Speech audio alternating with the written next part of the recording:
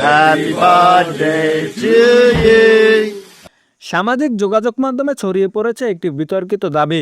জুলাই যোদ্ধা আসিফ মাহমুদ বলেছেন, যারা সাকিব আল হাসানকে জন্মদিনের শুভেচ্ছা জানিয়েছেন তাদের বিরুদ্ধে ব্যবস্থা নেওয়া হবে এবং তাদের তালিকাও করা হচ্ছে।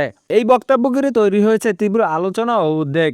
এরই মধ্যে অনেকে জানতে চাইছেন এই বিষয় নিয়ে লাইভে এসে কি বললেন সাকিব আল হাসান।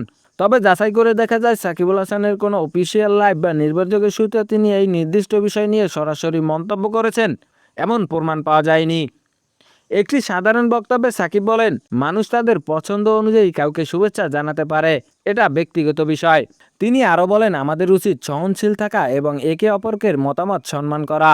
অর্থাৎ সামাজিক যোগাযোগ মাধ্যমে যেসব দাবি ছড়ানো হচ্ছে তার সত্যতা এখনও নিশ্চিত নয়।